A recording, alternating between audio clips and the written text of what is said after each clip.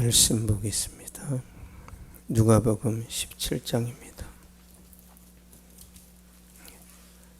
누가복음 17장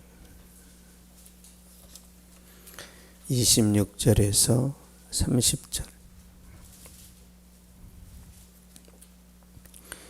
26절에서 30절 한 절씩 교독하겠습니다. 노아의 때에 된 것과 같이 인자의 때에도 그러하리라.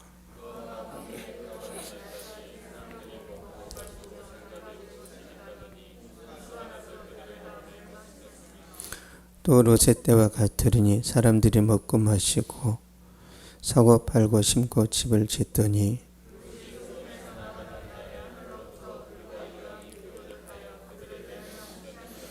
같이 보겠습니다. 인자가 나타나는 날에도 이러하리라. 아멘. 기도하겠습니다. 살아계신 하나님 감사합니다. 이 시간도 저희를 한 자리에 불러주셨는데 주여 말씀이 이루가 풍성하게 하여 주시옵소서. 하나님의 성령께서 우리 가운데 역사하여 주시옵소서. 하나님의 말씀이 깨달아지고 그 말씀이 가슴에 새겨져서 그 말씀 붙들고 살아가는 모든 삶의 현장에 주님의 능력과 기적과 놀라운 역사가 주여 강력하게 임하도록 도와주시옵소서.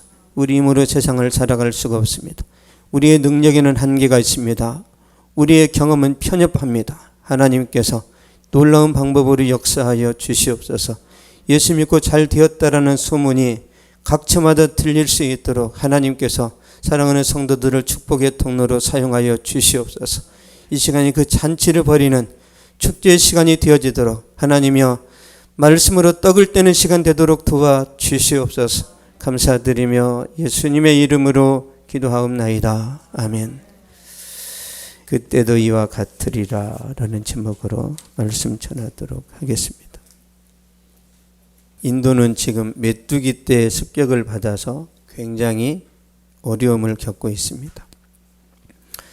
중국은 며칠 전에 오후 3시에 암흑천지가 되었는데 천둥 번개가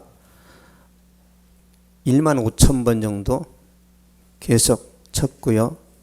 우박이 억수로 쏟아지고 어마어마한 폭우가 또 내려서 도로가 잠기고 자동차가 급리에 떠나가는 일이 있었는데 그 지역에 100년 만에 한 번 홍수가 왔다는 거죠.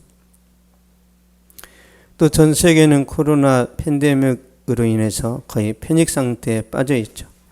이런 일이 일어날 때마다 우리는 이제 지구의 종말을 이야기합니다. 세상 끝난 거 아닌가? 옛날에는 이러지 않았는데 왜 이런 일이 벌어질까? 종말에 대한 관심사는요, 우리만의 관심사가 아닙니다. 예수님의 제자들의 관심도 종말에 있어요. 종말. 12제자가 왜 재림의 날 종말에 관심을 갖냐면 예수님의 제자들이 살았던 그 시대가 힘들어요. 로마의 압제 아래 있고 죄가 없는데도 끌려가서 얻어맞고 곡식을 지어놓으면 다 약탈해 가고 고난과 환난의 연속이니까 차라리 끝장나면 좋겠다. 그런 게 있는 거죠. 여러분 어떤 사람이 화상을 입어가지고 너무너무 고통이 심하면 어떻게 말하죠? 차라리 죽으면 좋겠다고 그러죠. 너무 힘드니까. 그래서 저와 여러분이 너무너무 고통스러우면 본능적으로 그냥 종말이 왔으면 좋겠다고 이야기를 합니다. 근데 여러분 종말을 원하지 않죠. 아직 살만한 줄로 살만하니까 종말에 대해서 기대감이 없어요.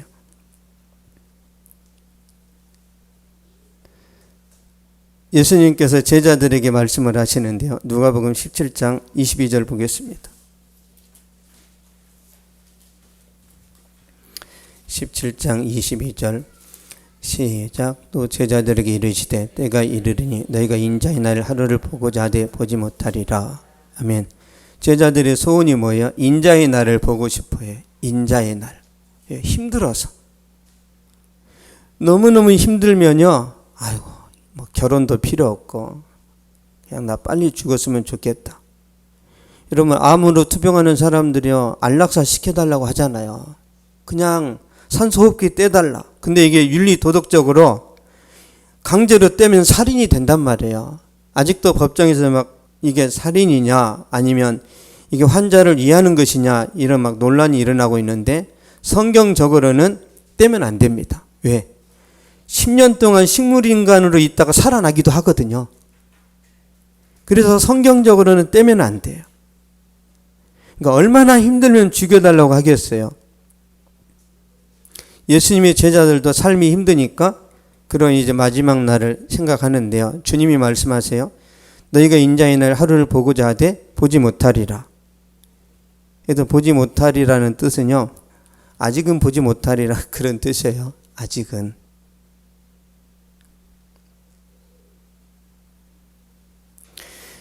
예수님께서 재림하시기 전에 일어나는 사건들이 5가지가 있습니다. 전 세계 복음이 전해져야 돼요. 그리고 교회가 환난과 박해를 당해야 됩니다. 전쟁과 기근이 일어나야 되고 기상이변이 일어나야 됩니다. 그리고 적 그리스도가 등장해야 돼요. 이 5가지가 지금 지구상에 나타나고 있죠. 다시 말씀드리면 내일이라도 당장 주님이 오실 수 있는 조건을 다 갖췄다라는 거예요. 주님이 내가 살아있을 동안은 안 오시겠지 그게 아니라 지금 일어나는 사건들을 보면 주님은 내일이라도 당장 오실 수 있는 조건들이 이미 갖춰져 있어요.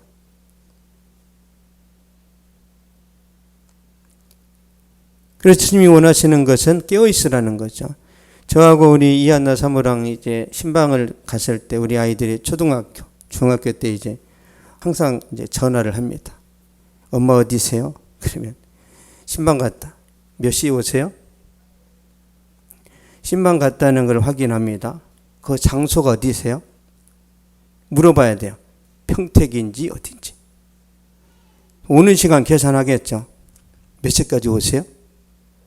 질문하는 의도가 뭐예요? 3시간 남았네? PC방 가서 2시간 놀다가 1시간 전에 와가지고 공부하는 척 하면 되겠네? 그런 여러 번의 반복을 제가 보면서 바뀌었어요. 3시간 걸리는데도 집에 다 왔다. 곧 집에 도착한다. 그렇게 말해. 왜? PC방 못 가게 하려고. 우리 인간은요. 태어날 때부터 악합니다. 그래서 많은 사람들이 주님의 재림의 날을 물어봐야 주님 언제 오세요? 주님 언제 오세요? 왜 주님의 재림에 대해 관심이 많죠?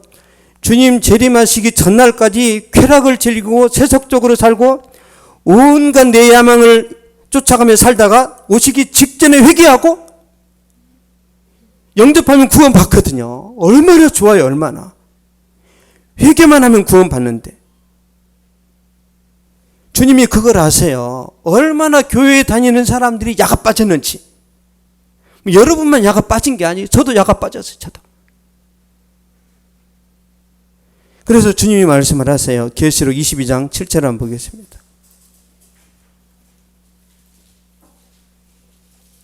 계시록 22장 7절.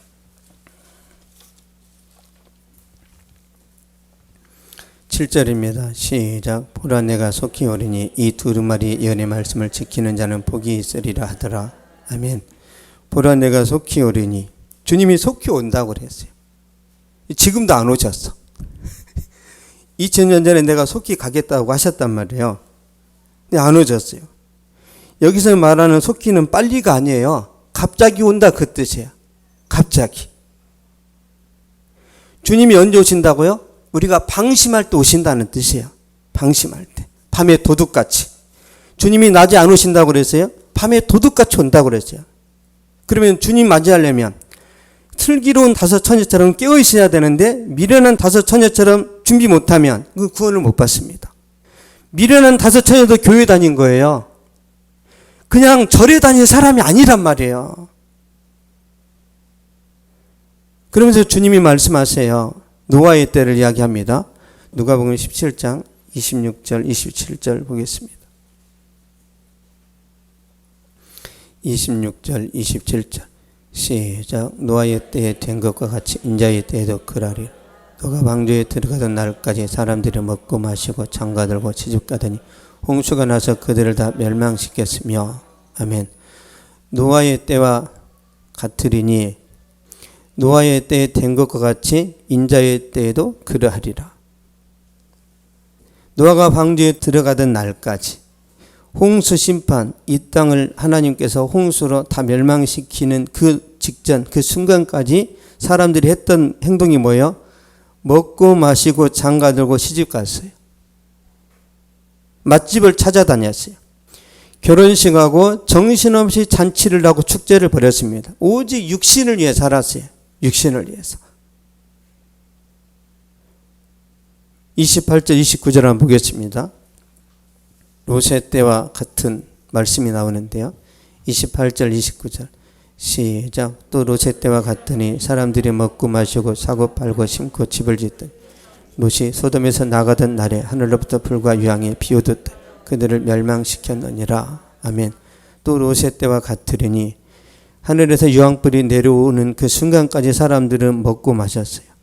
사고 팔고 심고 집을 지었어요. 그러니까 장사하고 농사짓고 건물을 지었어요. 돈이 되는 거라면 뭐든지 했단 말이에요. 재테크에 목숨을 걸었다는 거예요. 이 시대에 모든 사람들이 관심이 어디에? 재테크에 있어요. 은행에 저축하면 돈이 안 되니까 어떻게 돈을 굴려야 되는지. 그래서 주식을 잘못 투자했다가 망하는 사례들도 많이 있죠. 근데 주님 오실 때도 이렇다는 거예요. 주님 오실 때. 주님께서 오실 때도 노아 시대와 롯의 시대와 같다고 말씀을 하세요. 17장 30절 보겠습니다. 누가복음 17장 30절 시작. 인자가 나타나는 날에도 이러하리라. 아멘. 예수님 오시는 날에도 동일한 현상이 나타난답니다. 여러분 TV를 보세요. 대부분 다 맛에 대한 거예요. 맛집, 노는 거. 얼마나 우리나라의 이 엔터테인먼트가 잘 운영되는지 전 세계에 수출을 하고 있습니다. 제가 얼마 전에 보니까 이런 게 있더라고요. 방송에서. 외국 여자들이 1절은 우리나라 말로 노래하고 2절은 자기 나라 말로 노래하고. 얼마나 PD가 머리가 좋은지 모르겠어요. 이 세계화 시대에 잘 맞아 떨어지는 것 같아요. 그런 쪽에는 머리가 잘 돌아갑니다.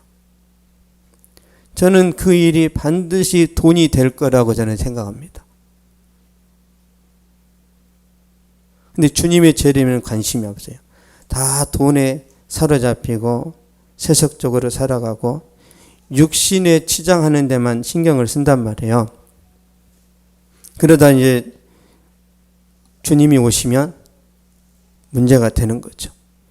롯의 시대에 하나님께서 아브라함으로 하여금 중보기도 하게 하신 다음에 천사가 롯을 찾아갑니다. 그래서 강하게 이끌어내요. 소돔과 고모라가 이제 곧 망한다. 빨리 떠나자.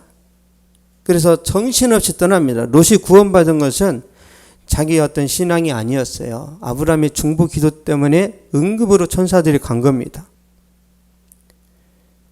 근데 그 아내가 믿지를 않아요. 롯은 믿었는데 그 아내가 믿지를 않아요. 진짜 소돔과 고모라 땅이 망하는 거 맞아? 그러면서 뒤를 돌아봤단 말이에요. 창세기 19장 26절 한번 보겠습니다.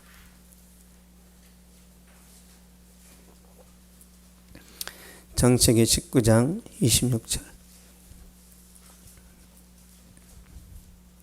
26절 시작. 롯의 아내는 뒤를 돌아보았으므로 소금기둥이 되었더라.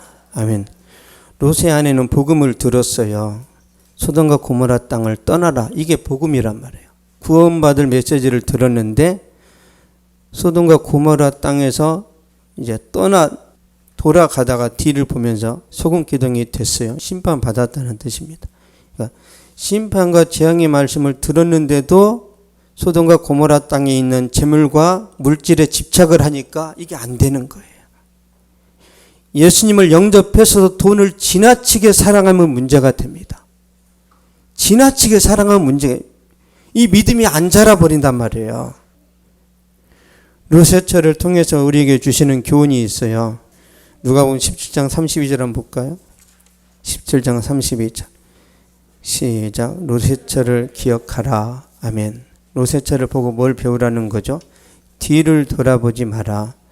소돔과 고모라에 남겨놓고 온 재산과 금은보화에 집착하지 마라. 왜? 너의 생명이 물질보다 중요하지 않냐? 그 말씀이란 말이에요.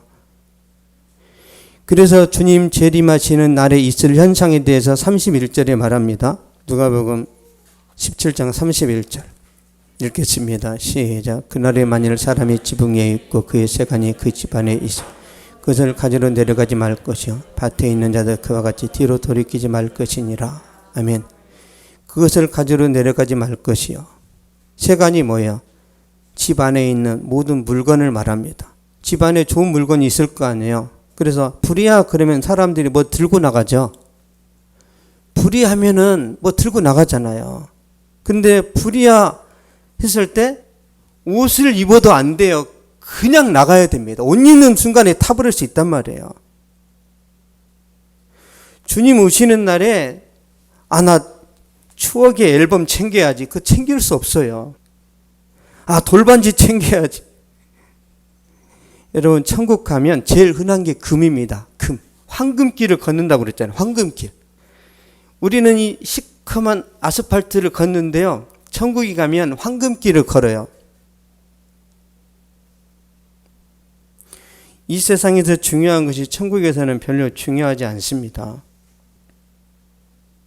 주님께서 말씀하세요. 그날에 만일 사람이 지붕 위에 있고 그의 세간이 그 집 안에 있으면 그것을 가지러 내려가지 말 것이요.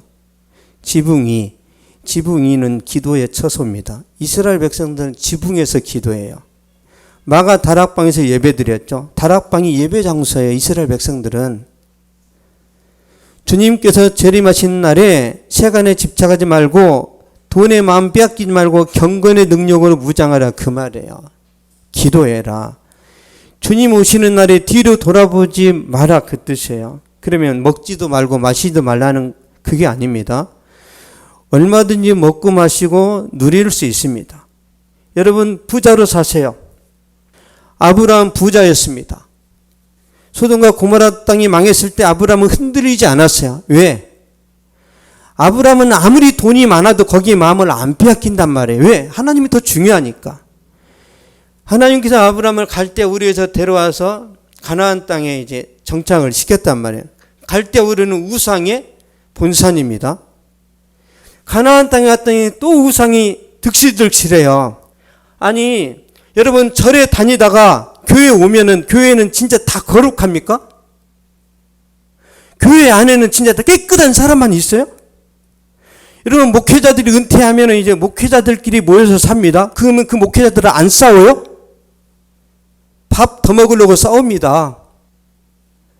어디나 싸워요. 어디나.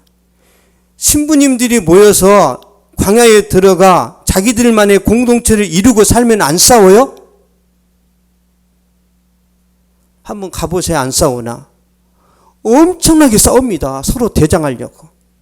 세상 사는 모든 장소에는 다 문제가 있어요. 완전한 데가 없단 말이에요. 아브라함이 갈대우르에 살 때도 문제가 있어요. 하란 땅에 살 때도 문제가 있었어요. 가나안 땅에 왔는데 동일하게 문제가 있어요. 하나님이 아브라함에 주신 메시지는 뭐냐면 약속의 땅도 문제가 있어. 가나안 땅에 문제가 있습니까? 없습니까? 있어요. 하나님을 보라는 거예요. 하나님. 이해되세요? 여러분이 교회만 가면 은혜를 받습니까? 하나님께 집중하라는 거예요. 하나님. 그래서 아브라함이 가나안 땅에서 발견한 게 뭐냐면 가나안 땅이라고 해서 특별한 것이 없고 하나님이 나의 전부라는 걸 아브라함이 깨닫는다니까요. 이때부터 아브라함은 물질이고 뭐고 다 초월합니다. 다. 그래서 여러분이 하나님만 바라보면 욥처럼 부자가 돼도 전혀 넘어지지 않습니다. 근데 하나님이 전부가 되지 않으면 지하 단칸방에 살아도 믿음이 무너지게 돼 있어요. 중요합니다. 이 문제가. 그래서 우리는 하나님만 봐야 돼요. 하나님만. 그 하나님을 놓치면 큰일 납니다. 말씀 듣고 교회 다니고 여러 가지 했는데 모세처럼 망했단 말이에요. 왜? 가시떨기 신앙이니까. 보겠습니다. 마태복음 13장 22절.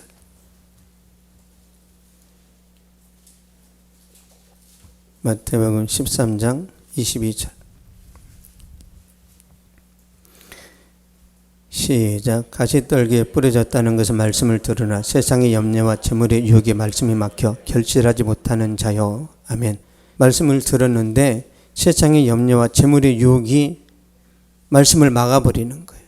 하나님이 중요하냐 돈이 중요하냐, 여기서 우선순위가 하나님이 아니잖아요. 그러면 여러분의 믿음이 추락합니다.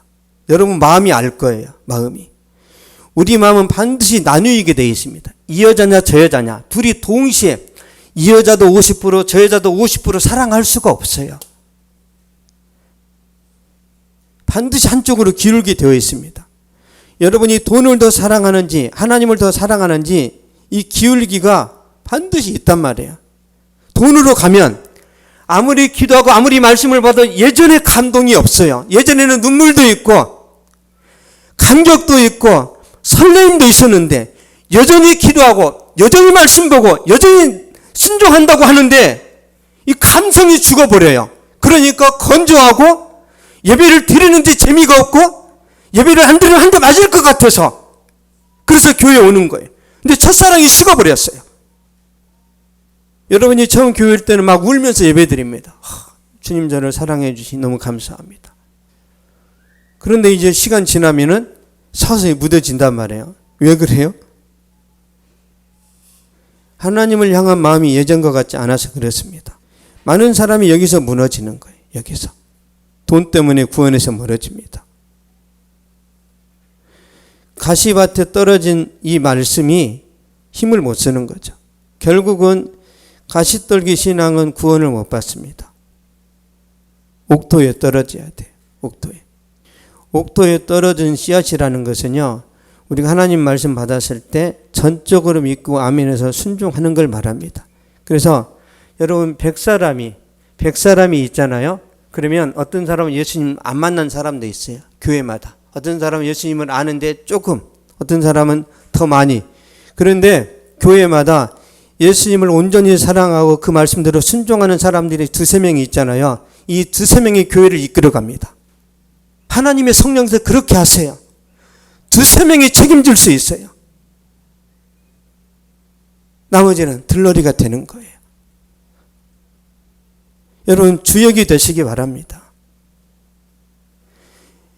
전적으로 하나님을 사랑하면 그 은혜와 감동이 여러분을 떠나질 않아요. 그게 사라지면 끝입니다. 그래서 주님이 말씀하세요. 누가복음 21장 34절 보겠습니다.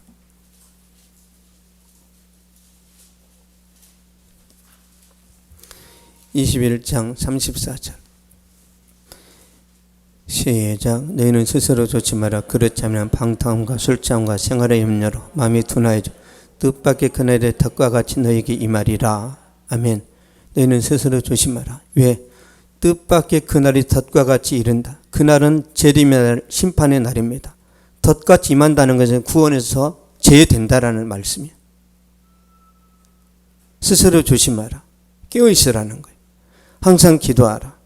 하나님 말씀을 쥐하러 묵상하라. 경건의 능력으로 무장해서 순종해라. 왜죠? 여러분이 경건하잖아요. 경건하고 성령으로 충만하면 화려한 삶을 살아도 절대로 타락하지 않습니다. 여러분 부자로 살아도 성령 충만하면 절대로 타락하지 않아요. 하나님은 여러분이 가난하기를 원치 않습니다. 부자가 되기를 원해요. 근데 부자가 되면 어떻게 되죠? 이상하게 돈이 아까워져요. 돈이 이상하게 내 돈인 것 같고 하나님께 드리면 안 될 것 같은 거예요. 저도 그런 경험들이 있어서 잘 알죠. 그때 마귀가 틈탑니다. 여러분이 잘 나갈 때 하나님께 더 잘하세요. 더. 가난할 때는 헌신이 잘 되는데도 부자가 되면 아까워지죠. 왜? 더 많은 돈을 모으고 싶으니까. 더 멋진 삶을 살고 싶으니까 계속 계산이 들어가는 거예요. 하나님과 여러분 사이에 계산을 안 하는 관계가 돼야 되는데 계산하는 순간 사랑이 식은 거예요.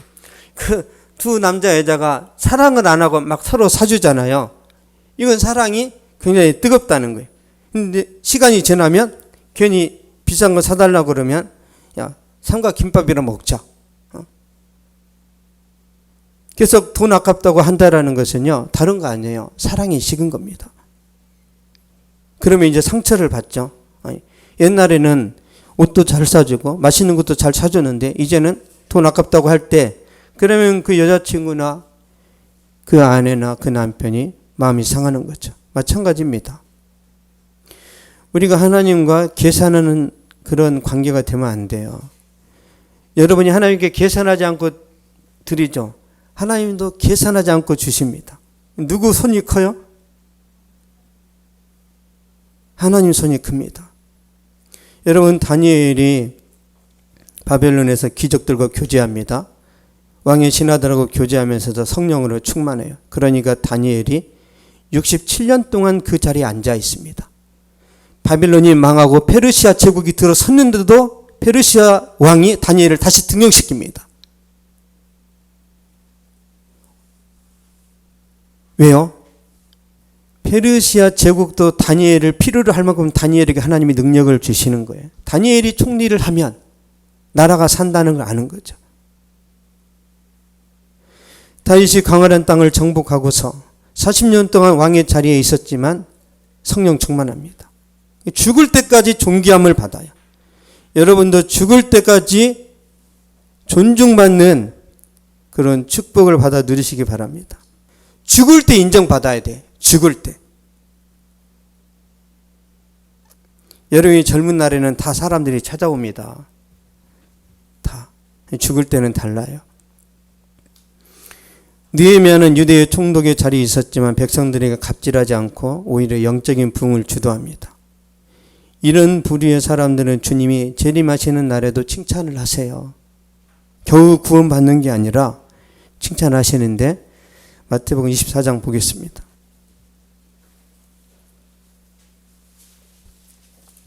마태복음 24장 44절에서 46절. 24장 44절에서 46절. 시작. 이러므로 너희도 준비하고 있으라. 생각하지 않은 때 인자가 오리라. 충성되고 지혜 있는 종이 되어 주인에게 그 집 사람들을 맡아 때를 따라 양식을 나눠줄 자가 누구냐. 주인이 올 때 그 종이 이렇게 하는 것을 보면 그 종이 복이 있으리로다. 아멘. 주인이 올 때 그 종이 이렇게 하는 것을 보면 그 종이 복이 있으리로다. 때를 따라 양식을 나눠주는 청직이라는 말씀이죠. 여러분, 부자니까 나눠줄 거 아니에요. 부자니까 계속 베풀고 나눠집니다. 하나님 말씀에 따라서. 주님이 재림하실 때 이 사람들에게 복이 있다라는 거죠. 그래서 부자인데도 경건할 수 있고, 성공했는데 겸손할 수 있고, 진짜 혼탁한 세상에 살아가는데 거룩할 수 있습니다. 이게 하나님의 뜻이에요. 노블레스 오빌주, 높은 신분을 가졌지만 자신들의 소유로 가난한 자를 도와줍니다. 이거 하라고 주님이 여러분 남겨놓으신 거예요. 여러분에게 부와 권세를 주는 것은 그 권세와 부를 가지고 가난한 사람들을 도와주고 섬기라는 거예요. 믿습니까? 그래서 목적이 분명해야 사업이 잘 됩니다. 오직 나 잘 먹고 잘 살자 그러면 안 돼요. 이게 안 됩니다. 사도행전 2장 45절에서 47절 보겠습니다.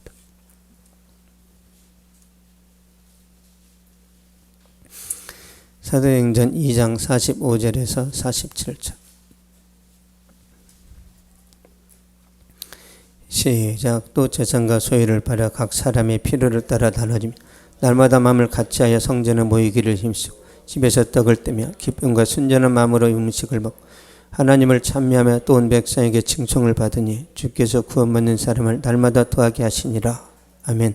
초대교회 성도들, 부자들이 했던 행동입니다. 초대교회 시대에 부자들이 예수님 만나고 나서 자기 재산과 소유를 팔아가지고 사도들 앞에 갖다 놓으니까 사도들이 이걸 다 나눠줬어요. 다 가난한 사람들을 다 나눠줘서 평균케 합니다. 그 시대 사람들에게도 첫 번째 관심이 뭐예요? 돈입니다. 돈. 근데 땅을 팔고 집을 팔아서 그 돈으로 가난한 사람들을 도와주니까 그 시대 사람들이 충격을 받겠죠. 와, 교회 가자. 내 생전에 이런 일을 본 적이 없다. 어떻게 자기 재산과 소유를 팔아서 자기 친척도 아닌 얼굴도 모르는 사람한테 나눠줄 수 있지? 교회가 이런 데야? 그래서 초대교회가 부흥을 했습니다. 이 시대도 마찬가지, 이 시대도. 내 옥합을 깨뜨려서 주님께 드리잖아요. 반드시 그 주변에서 변화가 일어납니다. 반드시. 그러면 왜 재산과 소유를 팔아 하나님 앞에 드리죠? 가치관의 변화입니다. 가치관. 가치관이 변화된 거예요. 예수 믿고 구원받은 게 다가 아니라 가치관이 변화됐어요. 예수 믿고 구원받으면 어떻게 돼야 되죠? 결혼 전에 절대 성관계하면 안 됩니다. 이게 가치관이에요. 예수 믿고 구원받으면 항상 효도해야 됩니다. 큰능하면 안 됩니다. 정직해야 되고 이 시대에 빛이 돼야 되는 거예요. 이게 가치관의 변화란 말이에요. 예수 믿고 옛날처럼 살아가면, 솔직히 말씀드릴게요. 예수 믿고 구원 받았는데 절에 다니는 사람들보다 도덕성이 떨어져요. 이 시대의 교회가. 절에 다니는 사람은 죽었다가 개구리로 태어날까봐 선행을 합니다.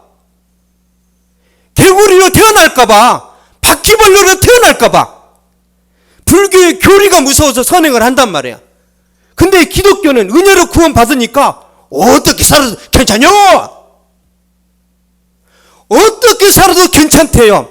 주님이 세상이 빛이 되라고 했는데, 세상이 소금이 되라고 했는데 어떻게 말씀을 배웠는지 구원 받으면 어떻게 살아도 괜찮대요. 그게 뭐이 마귀복음이지.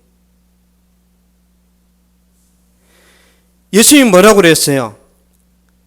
나를 따라오라고 그랬잖아요. 그래서 바울이 내가 그리스도를 본받은 것처럼 너희는 나를 본받는 자가 되라. 이게 우리가 가야 될 길이란 말이에요. 이게 가치관의 변화예요. 가치관의 변화가 안 일어나니까 어떻게 생각하냐면 돈이 축복이에요. 돈이. 여러분, 돈이 축복입니까? 돈은 은사라니까요. 은사. 돈이 축복으로 믿어지는 순간 여러분은 믿음이 안 들어갑니다. 돈이 은사입니까? 축복입니까? 은사입니다. 은사를 잘 사용하면 은사가 더 풍성해져요. 그렇지 않아요? 기도도 많이 하면 풍성해지죠. 전도도 많이 하면 노련해지죠. 전도하면 노련해집니다. 설교도 할수록 실력이 늘어요. 왜? 은사니까. 이건 설교가 복입니까? 은사입니다. 은사. 그래서 목회자가 설교 안 하면 영성이 다 죽어버리는 거예요. 왜 성령 충만해야 돼요? 설교하기 위해서, 전도하기 위해서 성령 충만은 복음 증거로 이어져야 되는 거예요. 이게 안 되니까 주님이 다 가져가시는 거란 말이에요. 마찬가지입니다. 주님이 돈을 주셔요? 은사입니다. 사용하라는 거예요. 근데 사람들이 돈을 사용 안 하고 계속 모아두는 거예요. 계속 모아둬요. 뭐 하려고? 돈이 썩어버린대잖아요. 주님이 모아두면. 여러분, 돈은 굴려야 됩니다. 계속 굴리세요. 돈은 목적이 아니라 수단입니다. 수단. 돈은 축복이 아니고 은사이고, 그래서 돈을 숭배하지 말고 다스려야 돼요. 여러분, 돈을 다스려야 됩니다. 적절한 곳에 사용을 해야 돼요. 그때 하나님이 역사하십니다. 왜 욥이 부자 됐는지 아세요? 욥이 그 시대의 과부들을 다 먹였어요. 그 시대의 고아들을 다 먹였어요. 그 시대의 나그네들이 길을 잃었을 때 집에 데려다가 다 먹이고 입혔습니다. 그래서 하나님이 욥에게 더 물질을 주시는 거예요. 더.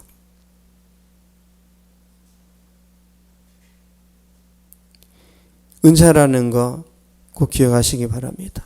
우리 로마서 한번 보겠습니다.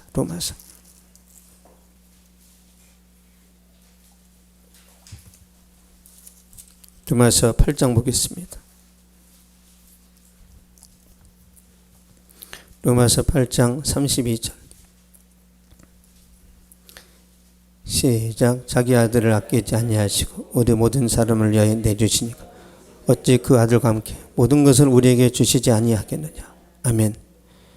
자기 아들까지 우리에게 주셨는데 하나님이 자기 아들과 함께 모든 것을 주시지 않겠느냐. 모든 것이 뭐예요? 은사라니까요. 은사. 세상에서 필요한 모든 거예요. 지혜, 지식, 전문성, 모든 것 주님이 주실 수 있습니다. 이게 은사니까. 여러분, 은사는 필요합니다. 필요해요.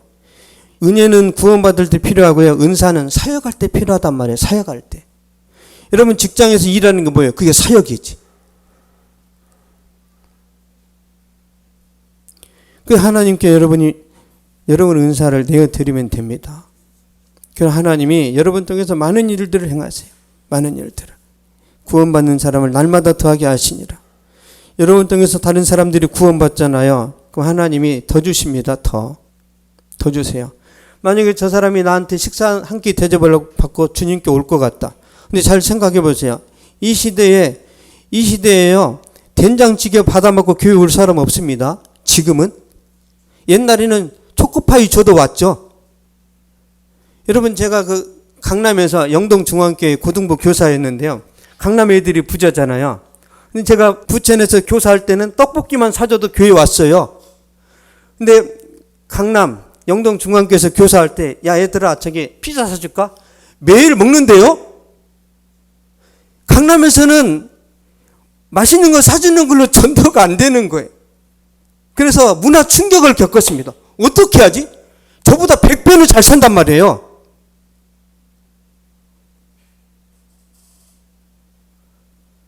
저 충격을 먹었어요. 물질로 안 통하는 거예요. 근데 그때 당시 목사님이 그들과 어떻게 해서 전도를 하셨냐면, 그들을 데려다가 같이 자고 같이 게임하고 어린아이처럼 노니까 걔네들이 같이 게임하니까 감동해서 교회 오는, 그 목사님이 총각이었기 때문에 가능했던 거죠.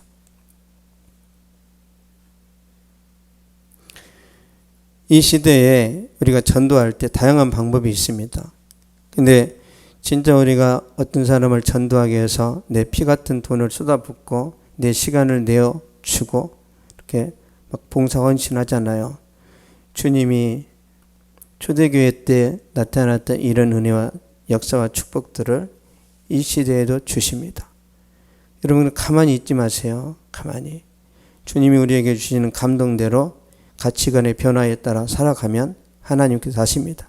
그리고 여러분이 그렇게 살아가면 주님이 내일 오시든 30년 후에 오시든 여러분은 결코 흔들리지 않아요. 여러분이 이미 구원받은 자의 삶을 살기 때문에 여러분은 그러면 슬기로운 처녀가 되는 거예요. 슬기로운 다섯 처녀. 결론을 맺겠습니다. 주님께서 재림하실 때도 노아 시대처럼 사람들은 먹고 마시고 장가 들고 시집갑니다. 정신없이 잔치하고 축제를 벌입니다. 재테크에 목숨을 걸고 건축에 돈을 투자하면서 열심히 이 세상에서 막 즐기고 살아가죠. 그렇게 되면 망하게 되어 있습니다. 해결 방법은 부자일지라도 경건하면 됩니다. 여러분, 나는 타락할까 봐 무서워서 나는 가난하게 살아야지. 여러분, 가난하다고 믿음이 좋은 게 아니에요. 오산입니다. 하나님은 모든 사람이 구원을 받으며 진리를 알기에 이르기를 원하시느니라. 하나님은 가난한 사람이나 부자나 다 구원받기를 원하십니다. 근데 나는 부자가 되면 예수님을 부인할까 봐서 나는 그냥 가난하게 살겠다. 그렇게 안 하셔도 돼요. 여러분이 예수님만 가장 사랑하면 문제 없습니다. 창세기 6장 9절 10절 보겠습니다.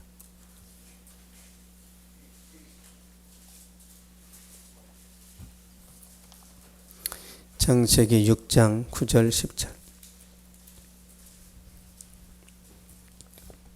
시작. 이것이 노아의 족본이라. 노아는 의인이요 당대의 완전한 자라. 그는 하나님과 동행하여 세 아들을 낳았으니 셈과 함과 야벳이라. 아멘. 노아는 당대의 완전한 자예요. 완전한 자. 이 완전하다는 뜻은요, 한 번도 죄를 안 범했다, 그런 의미가 아니에요. 성경에서 완전하다는 것은 주님을 전적으로 의지했다, 그런 뜻입니다. 나 주님 없이는 못 살아요. 그 말이에요. 이 시대에 율법을 완벽하게 지키는 사람이 있어요? 여러분, 지킬 수 없는 율법을 주셨어요. 하나님이 자기 백성에게 지킬 수 없는 율법을 주셨습니다. 왜? 못 지키면 예수님 보내주시려고. 예수님만이 온전히 율법을 지키셨지 모세 살인자잖아요. 또 누구? 요셉의 그 흠이 안 나와 있지만 형들의 비리를 아버지한테 일러 바치는 것도 좋은 건 아니에요. 하나님이 그 나쁜 행적들을 생략했을 뿐이지 다 죄인입니다.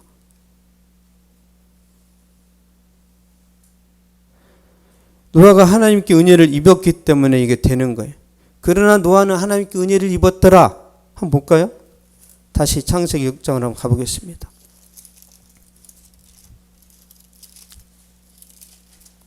창세기 6장 1절에서 3절 한번 보겠습니다. 시작. 사람이 땅 위에 번성하기 시작할 때 그들에게서 딸들이 나니 하나님의 아들들이 사람의 딸들의 아름다움을 보고 자기들이 좋아하는 모든 여자를 아내로 삼는지라. 여호와께서 이르시되 나의 영이 영원히 사람과 함께 하지 아니하리니 이는 그들이 육신이 되면 그러나 그들의 날은 120년이 되리라 하시니라. 아멘. 여기서 하나님의 아들들은 신앙인을 말해요. 천사가 아니에요. 구원받은 자들을 말합니다. 하나님의 자녀들. 사람의 딸들은 안 믿는 자들, 세속적인 자들을 말해요. 근데 교회 다니는 청년들이 세상 여자들이 더 예쁘니까 신앙은 중요한 게 아니야. 그러면서 이쁜 여자들을 다 취했단 말이에요. 하나님 보시기에 악했어요. 그래서 내가 영원히 나의 영이 그들과 함께하지 않겠다라고 선포를 하신 거예요. 성령이 떠나셨단 말이에요. 왜? 육신의 쾌락을 추구하니까. 보세요. 8절 한번 보겠습니다. 8절. 시작. 그러나 노아는 여호와께 은혜를 입었더라. 아멘. 하나님이 보호하신 거예요. 노아를. 왜? 다음 세대를 위해서. 노아는 여호와께 은혜를 입었더라. 이 말이 뭐예요? 그러나 노아는 믿는 여자와 결혼했더라. 그 뜻이에요. 노아가 특별히 기도를 잘하고 특별히 능력이 좋은 게 아니라, 그러나 노아는 세속적인 기준으로 여자를 찾아서 결혼한 게 아니라 하나님의 은혜 가운데 얼굴은 안 예쁘더라도 믿음의 여자랑 결혼했다는 그런 의미란 말이에요. 이게 이 은혜를 입었기 때문에 노아가 하나님과 동행을 합니다. 우리가 주님 재림하시는 날 마찬가지예요. 우리가 하나님의 은혜를 입어야 부자이면서 경건할 수 있습니다. 하나님의 은혜를 입어야 여러분이 거룩하면서도 세상에서 리더십을 발휘할 수 있어요. 이 은혜를 입지 못하면 다 타락합니다. 모든 사람이 타락해요. 그래서 다윗이 고백하는 것이 주여 이제 내가 무엇을 바라리요? 나의 소망은 주께 있나이다. 우리의 소망은 오직 주님께 있습니다. 그러면 여러분 하는 모든 일들이 잘 되는 것은 당연한 것이고, 주님이 오실 때 여러분 높여주십니다. 주님 오실 때. 노아 시대에 구원받은 사람은 8명이었어요. 소돔과 고모라 땅에서 구원받은 사람이 롯과 두 딸입니다. 확률이 굉장히 약하죠. 예수님 재림하실 때도 이와 같으리라 그랬어요. 구원받은 사람이 많을까요? 적을까요? 많지 않습니다. 많지 않아요. 그래서 다른 사람 신경 쓰지 말고 일단 내 신앙 세우는 거예요. 내 신앙. 아, 저 사람도 타협하는데요? 목사님, 저 사람도 컨닝하는데요? 왜? 컨닝하면 같이 따라가야 돼요? 큰일 납니다. 요소가 그랬잖아요. 오직 나와 내 집은 여호와를 섬기겠노라. 너희들이 강 저편에서 섬기는 시든지 가나안 땅의 신이든지 마음껏 택겨라. 그러나 나와 내 집은 오직 여호와만을 섬기겠노라. 이 믿음만이 21세기에 살아남을 수 있습니다. 이 믿음만이. 근데 보세요. 여호수아 한 사람이 가나안 땅에 가서 모든 걸 다 제압해버려요. 일당천입니다. 근데 우리가 그 마음이 잘 안 생긴단 말이에요. 우리 박미연 집사님에게 이런 하나님 은혜가 임하기를 원합니다. 오직 하나님. 여러분 이게 잘 안 생겨요. 이게 제가 경험해봤지만 오직 주님만 사랑하고 싶은데 잘 안 돼요. 안 됩니다. 게임도 있고 뭐 여러 가지 취미생활, 돈 뭐 있어. 이거 다 버려야 그때 주님만 바라봐진단 말이에요. 제 경험상.